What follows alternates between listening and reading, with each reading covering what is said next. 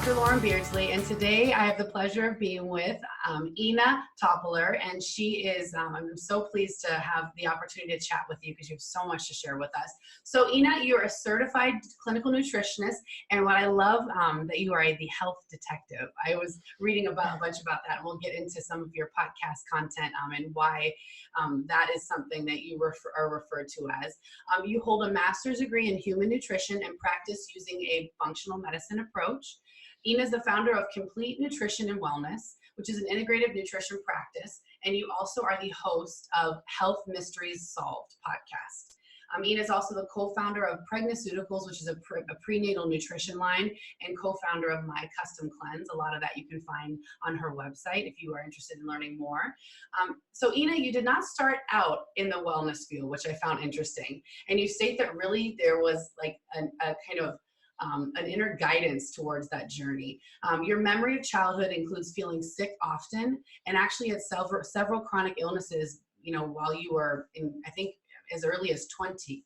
After several frustrating years, Ina committed her life to learning and took her health into her own hands. Your most ecstatic moments were those filled with answers, which really led you to the natural process of healing. It was through this journey of self-discovery that you were guided into this field of health and wellness, and I'm excited to learn more about that. Ina, you're sought after both nationally and internationally for your holistic approach, and since starting the practice in 2006, I believe, you've helped thousands of patients really get to the root of the underlying health issues, and through that process reclaim their health. So as you now know, listeners, Ina is a wealth of wisdom, of tenacity, and of success, and is on a mission to really fight for awareness for all. So because of all that, I have you here today, and I'm super excited to talk with you. Thank you so much. Well, thank you so much, Dr. Lauren. I'm so excited to be here, and thank you for all the work that you're doing with putting out this content and really inspiring and empowering people. I think that's so important. So thank you. Yeah. So let's dive in about, really your journey, your background, and what drew you into the health and wellness space. Can you share some of your personal journey with us?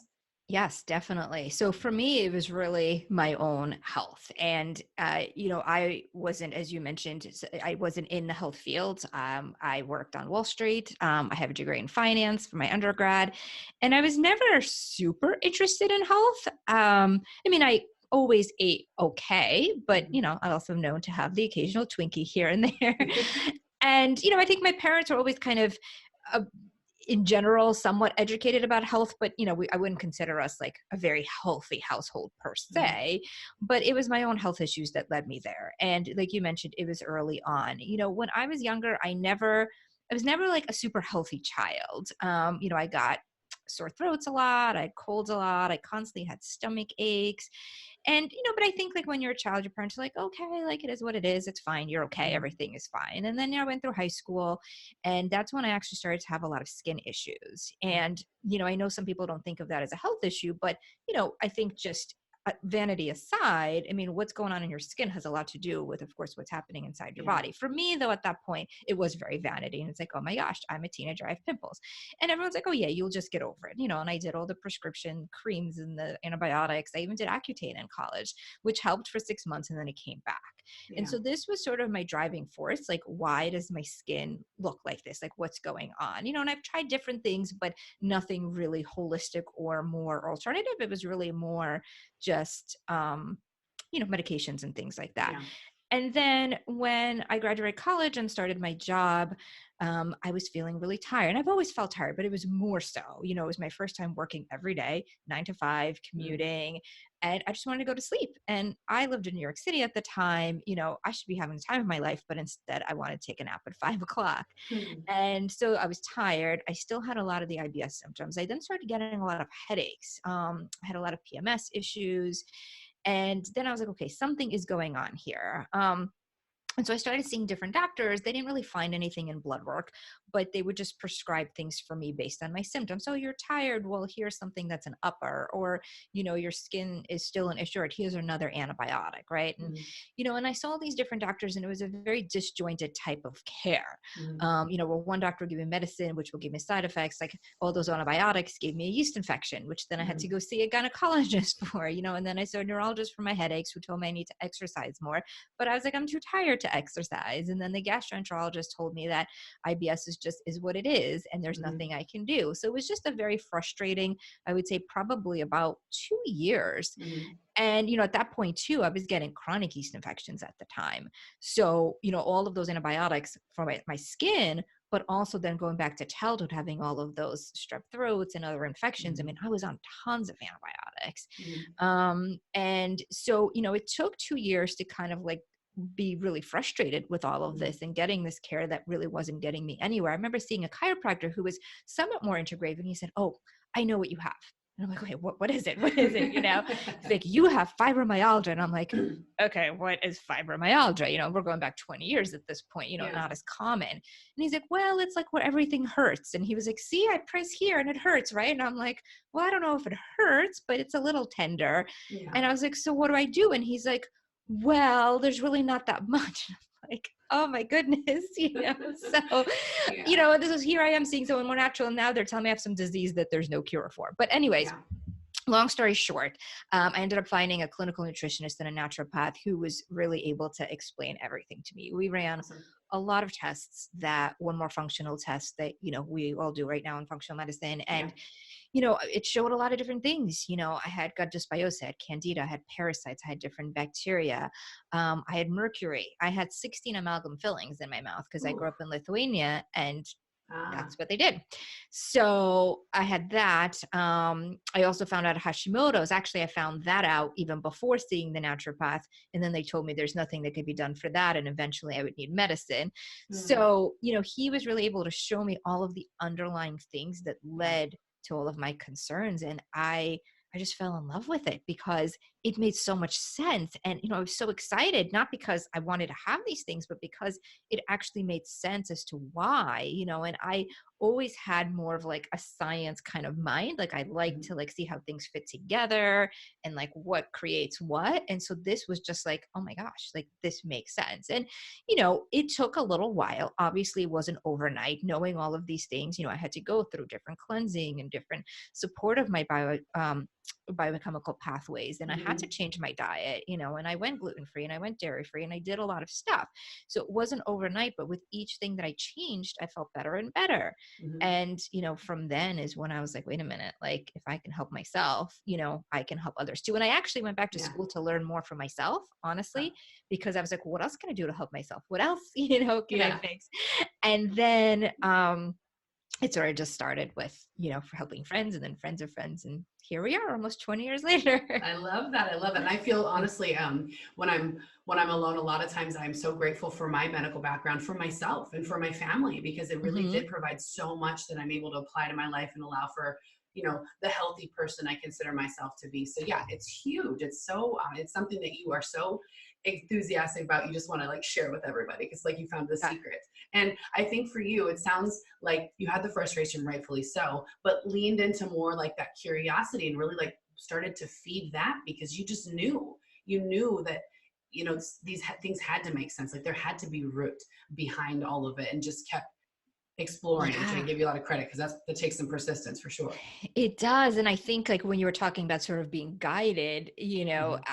and I don't know, I mean, it's hard to explain, but I do think that like somehow with the research that I did, like I sort of just came up with the right websites and the right Yeah. books, eventually when I was ready to, because, Yeah. I was just so frustrated, and, I didn't know what the way was, but I knew there had to be another way. Yeah. And it wasn't, one way, like you had said, it seems like multiple practitioners and books and et cetera were, helped you along your journey. So Yeah. it takes exploration. So Hmm. yeah. And so tell me this, I feel like this is a nice segue into what inspired your podcast, because your podcast is really providing like information, the health mysteries, to exploring what can be behind those. And you bring on experts to really discuss the specifics, their specialties rather, and some case studies. So talk to me about what's inspired the initiation of that podcast. Well, I think a lot of that is really just a frustration that people feel, Yeah. but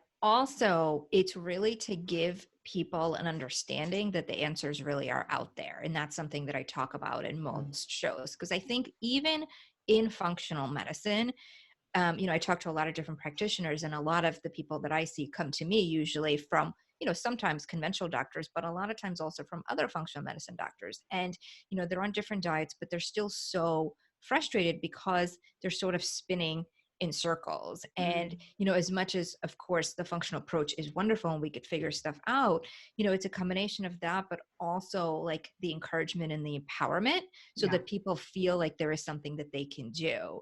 And what I do with the show is, I talk about, each show is based on a different case.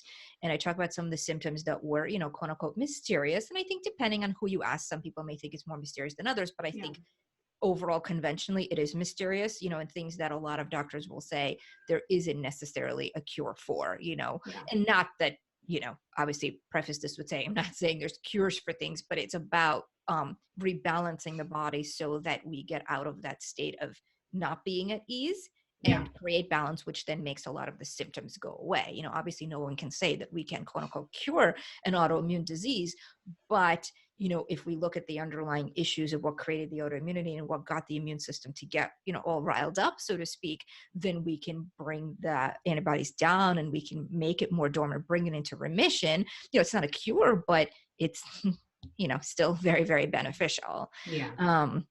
And so really, I want people to see that, there's people that are probably just like them who are experiencing these issues. This is the things that they can do.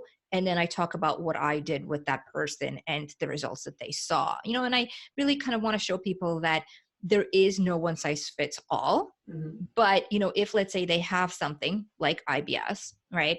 And I have many shows on that, for example, or thyroid stuff. We could say, okay, well, it could be this, it could be this, it could be this. So it gives people ideas of where to explore so they don't feel like they're at a dead end, which, unfortunately, people have health issues. A lot of times they do feel like they just have nowhere else to go.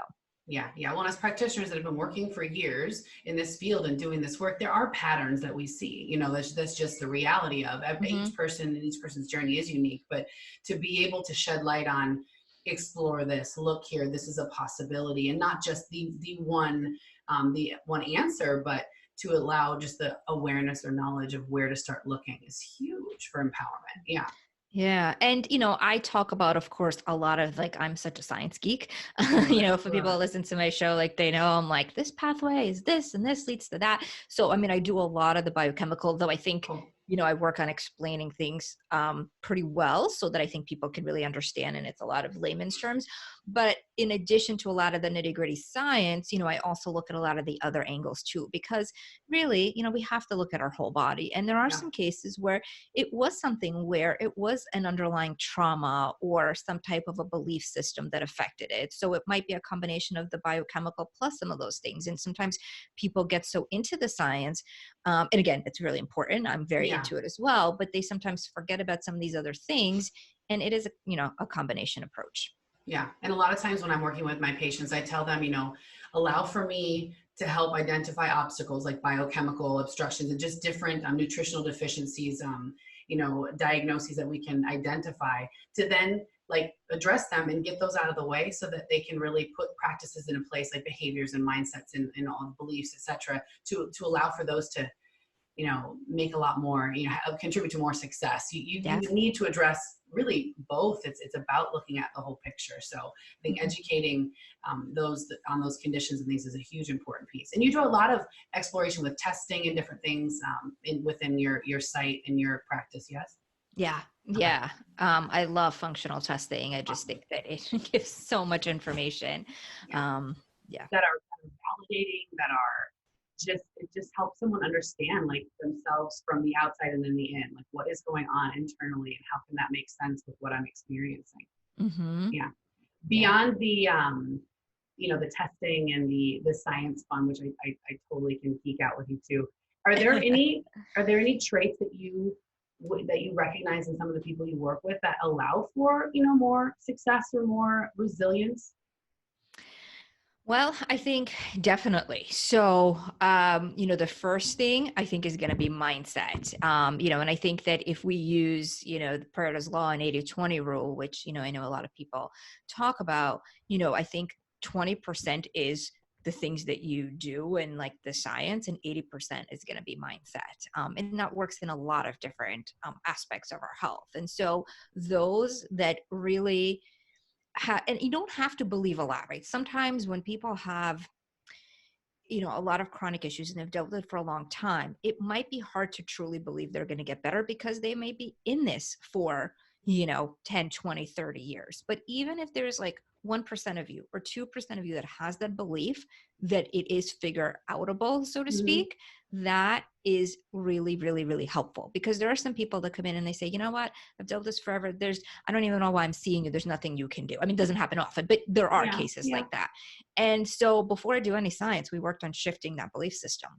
So I think that that is key. Obviously, the willingness to follow instructions is important, because you Yeah. have to follow through. But again, I think that a lot of that comes from that initial belief that your body can do it, that you can do it, that you have the right support. So it's a lot of that empowerment that they need to have, that of course us as practitioners kind of help people to create as Mhm. well, if they Yeah, don't. because at least being aware of possibility, I think that can drop that 1%, 2%, and start to build Mhm. upon the belief of our natural state is that of health, and we can work towards that. Yeah. So, And what I do with people also sometimes, like if I feel like there's a little bit lacking there, I actually have them write out, what their dream is for their health. And mhm, sometimes, we may break it up into, if we're working on a specific area like thyroid, which I do a lot of, we'll break up, okay, what do you want for your thyroid? And then what do you want for, say, your ideal weight? Or it could be all together. And, mhm, have them write it out essentially as like, in as if it's happening right now. So not like okay, I would like to be 120 pounds, or I would like my antibodies to be low, but it's like I am healthy and vibrant. I am this weight, my thyroid numbers are such and such, right? So mhm, then, and I have them actually read it every good, day, right? So then, yeah, like, at least they're like putting that out there for themselves and, you know, out there into the universe as well. yeah. Well, it's like they're rewriting their identity, Yeah. basically, right? It's so Hmm. so often can we hear that condition and then just take that on as a badge. I am Hashimoto's, and therefore it's Hmm. part of you. I mean, that's going to be a Right. really hard thing to resolve. So that's a Yeah. neat exercise to be able to just redraft that concept, and I think can be really powerful for people. Yeah, and a lot of that I learned, throughout my kind of journey as well. I think probably the first 10 years of both my practice and kind of dealing with my own stuff, it was very much on the physical end. And, I never realized how stressed I was and how much some of my beliefs and stuff were hindering. And, I worked with, because like I said, it takes a village, right? Yeah. I worked with different coaches over the years and other like healers, if you will. And I've learned a lot of these techniques. So, things that I've learned along the way, then I show the people that see me and we kind of incorporate them as well. It's very, very helpful. Mhm. Do you have a lot of people that you work with that are in a like a place of fear? Yeah. Yeah. Oh, yeah. Yes. Okay. Is that any Especially more now. so now? Yeah. Okay. Yeah. Okay. Especially now. I mean, I'm dealing with people that have, incredible anxiety all of a sudden. And I think most people are in some fear, but there are some people that are just, you know, really, really anxious, Yeah. more so than just fear. Yeah. Yeah. I read written on your, or pardon me, read on your website that you had mentioned, let's prepare from knowledge and not fear, and use a multifaceted approach. And I think just continuing to revisit the fact that, educating and providing that knowledge can just like pull you out of that sense of fear and kind of Hmm. provide a sense of empowerment more so. Yeah, yeah. Yeah. And also, so the education for sure, because we want Yeah. to always focus what we can do Yeah. versus what may happen. And then on top of that, another important thing is just having gratitude for what you do have, because you really can't be in a state of fear and in a state of gratitude at the same time. It's just Mhm. not really possible. So, when things are really not going well, and if you're really just like, oh, I don't know what else to do, if you just shift to, thinking of one or two things you're grateful for, which some people say, well, I can't think of anything. I'm like, okay, well, how about the simple things? Do you have food to eat? Right? Do you have people Yeah. that love you? Right? Like even something like that. It doesn't have to be some like major accomplishment or anything like that. And then just thinking about that will shift you out, and even Mhm. if it shifts you out for 5 minutes, well, that's 5 minutes you're not in fear. Great. Mhm. We're baby steps, but we're getting Build, somewhere. build from there. Yeah, Yeah. definitely. Hmm. Are there any practices in particular that you have in place, be it like now, anything different or any that are really profound for keeping you in your optimal state? For me, well, a couple of things. So I have always been mindful of my sleep, and I'm someone who needs a little Mhm. bit more sleep. And sometimes I try to, think, oh, but it's fine. Like it's okay, Yeah. but I know I do. So I protect my sleep whenever I can. Yeah. It's not always possible, little ones at home and everything else, but Yeah. I really try to make sure I get at least 8 hours more if I'm able to, Yeah. which is great.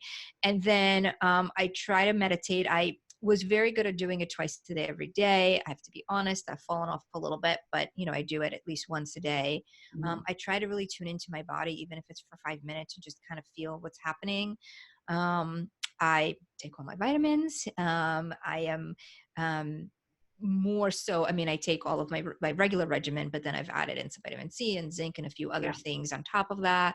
And we're all home now, so we're cooking at home, Yeah. and that helps. So Yeah. yeah, and It's then it's just a neat time. It's a neat time to start putting into practice some of the things that you like want to be your normal, but you never had time to do that before. Yeah. yeah, yeah. Love.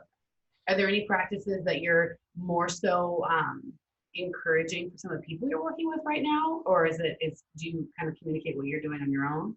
Any change with that? Well, I think in terms of practices, I tell people that if this is the time that they are home more, to focus on their health because they have more time. So, things like cooking more, getting exercise, even if it's just going out and running in the backyard, or playing with your kids, just kind of getting physical activity. I think connecting with your loved ones, whether they're home or, if you're doing it over Zoom, like you and I are doing here, and just having more meaningful conversations and Mhm. taking time for that, because I think a lot of times people say, oh, I'm so bored. It's like, well, we always complain we don't have enough time.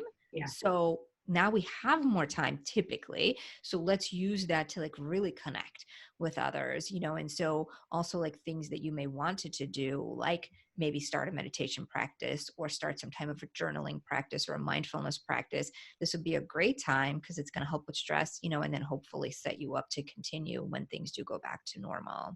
Yeah, yeah, because I know I read somewhere that if we don't gain ground, during this period of time, it's not necessarily about the lack of time. It's more so the lack of, self-discipline or those Hmm. those types of traits. Because Yeah. really, this is just the most unique opportunity to start to dive in and start to put into place some of these practices that can be huge. Yeah, and I Um, think the other big thing, which I didn't mention yet, but yeah. I think it's important for everyone, and this is something I'm working on myself too, is just really being mindful of your mind. What Mhm. are you focusing on?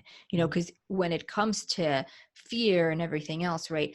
It's, I think a lot of people think that it's what's on the outside that creates Mhm. what we're feeling, but it's not really. I mean, yes, there's coronavirus, and yes, there's this, and yes, there's that, but that's not creating your emotions. It's what you're thinking, how you're saying it, how your body is, right, in your physiology. That's what creates our emotions. Mhm. It's not what's happening outside as much as it seems like it is. Mhm. So if you're creating your own emotions, then you are also in control of them and you can shift them. So Mhm. if you start to like realize what you're thinking, and a lot of times those thoughts are so quick and so fleeting that if we don't pay attention, it it just goes by, and then we might be repeating something to ourselves 100 times and never realizing. So it could be like, I'm so scared. Oh my God, I was just around this person. What if they have it? What if I get it? What's going to happen? Right. You're Mhm. not saying out loud, but a lot of us, like, it goes through our head. And so as you catch it, we want to be like, okay, I gotcha. So you first like catch the thought, and then we'd say, okay, well, how can we reframe that? Mhm. And, one way could be, obviously we could tell ourselves, we're healthy, we're strong, but it does have to feel real. Like if we're not feeling well, I don't think that it would be good to say, oh, I feel great, because that's just not true. Yeah. Right. But one thing could be like, if you think, oh my God, what if I get it? What if I get it? What if I get it? Right. Which is like a big loop that happens. So then like a good way to break that could be ask yourself, what can I do right now? right? Because then that breaks the cycle by saying, what can I do right now? And then it's okay, well, maybe right now I can go eat a healthy salad, or maybe right now I can, take this vitamin C or take this oil of oregano or whatever it may be. So then, you put the control back into your hands rather than thinking, what if, what if, what if? It's like, well, I can do this right now, and that's going to help my health. And then ask yourself that every time that thought comes in. Nice. I love that. And that can be, I feel, for like acute crises, but also the more chronic ailments, like the conditions that you're working with clients on. For sure. Because a lot of that chatter is, I'm never going to get better. This has been forever. This is in my family history. So it's just my destiny, just so much that we grab hold of that basically writes in stone our path. And really it's like, well, what can I do here and now?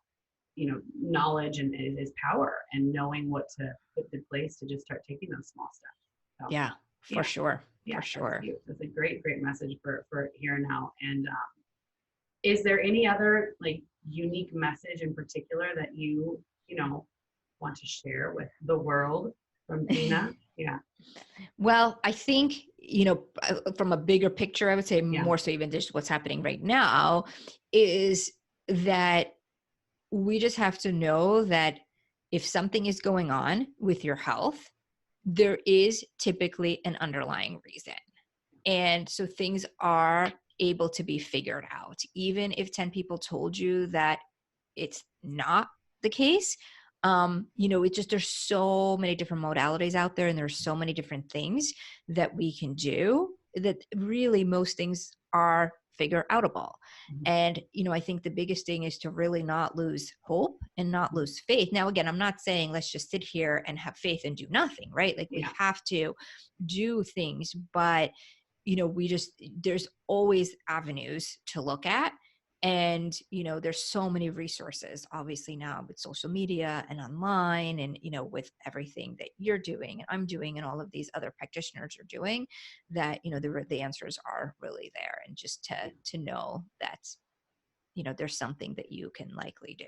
Yeah. And I know are you primarily virtual now, or have you been that way for quite some time? Okay. I've been virtual since July. So I've been almost virtual for a while. When I had my son 3.5 years ago, I was only going into my office every 2 weeks, just to see the people that really wanted in person. And then everyone else I did by phone. Okay. So I still had the physical space for our dispensary and everything else. And I had my associates there. But then in this past summer, we did completely virtual, and I'm very thankful now that yes, right. You did that at the perfect time. Yeah, it's something I've wanted to do for a while, because what I was finding was, and of course, I mean, it's nice to see people face to face, but I think once I talk to someone on the phone, they realize how easy it is that even if they live close by. I remember, I was in Hoboken, which is like a little mini New York City on the East Coast. And, there's a lot of people that live there, and it's a 1 square mile town, right? So everything is, it's very close. And so, people would sometimes talk to me on the phone because they couldn't get there. And then once they did that, they're like, oh, well, I'm just going to talk to you all the time, even though they were literally 10 minutes away. Yeah. So I find also for me, I connect really well with people on the phone because I feel like I obviously listen to them, but also I could kind of tune into stuff. So I don't necessarily have to see them. But, of course, everyone's different. It depends on the person. But I do think there's a fear when I said I kind of transitioned into virtual about a year ago myself. And there was resistance. There was fear in some clients of missing out on that connection. And obviously with what's going on right now, people are fearful of losing that. But I know that now we're all experiencing it. We can witness the connection that's possible, and that it really can be like a warm and tuned in experience and allow for healing or connection or whatever the goal is. Yeah. And I have to say, it's amazing. Like some of the things that are being done virtually. I just saw something the other day where a friend was having a baby and their doula was on Zoom with them. No way. That's great. And I was like, oh my gosh, like how, but I think like you said, it's like, there's that somewhat of an energy transfer, but then like you have like their voice and the warmth and the guidance. And I mean, hey, if a doula can help deliver a baby over Zoom. Yeah, right? I think we can, review some labs and get down to the bottom of some things. Absolutely. Yeah. But I think there's just landscape shift that is happening. That is just inevitable. And I really think it can allow for a lot of this type of work to be available to more people. I mean, I'm certain since you've expanded or since you've gone virtual, likely the people that you work with, and it just continues to expand because you can Yeah. reach that many more. Yeah. So I think it's a positive landscape shift that you're seeing already, and that we just can embrace and allow all the goodness to come along with it. Yeah. Yeah, for sure. For sure. Well, anything in particular that you want our audience to be tuned in as far as what you're offering? Anything coming up for you? So I am working on a thyroid course. I mean, one Okay. of my specialties is, both thyroid health and Hashimoto's. I think that thyroid is such an important, well, obviously an important gland and organ, but it just Yeah. has so much to do with our health. But I also find that it's very confusing for most people, Yeah. especially, in the conventional route where not everything is tested and people are just constantly wondering, is what I'm feeling related to my thyroid? And literally it could be 100 different things that they're feeling. And so I'm working on, it's going to be like a quick, like probably like a 3-hour content, divided into 10 modules, to really have people understand what their thyroid is doing, if it's an issue. And then we're offering some labs to go along with it, and even my personal interpretation. So it's a way for them to still have, access to me that way. And that should be available. We were trying for May, but I think it might be a little bit later now with everything going on. So probably June. Nice. We'll keep an Yeah. eye for that because and I work within, a lot of thyroid world too, having that personally and working with that with patients. But it's, I feel, just continuing to become more and more prevalent, more and more of an underlying contributor to people's just symptom experience. So that's Mhm. going to be huge for people to plug in and just gain that knowledge and that awareness of what they can do next.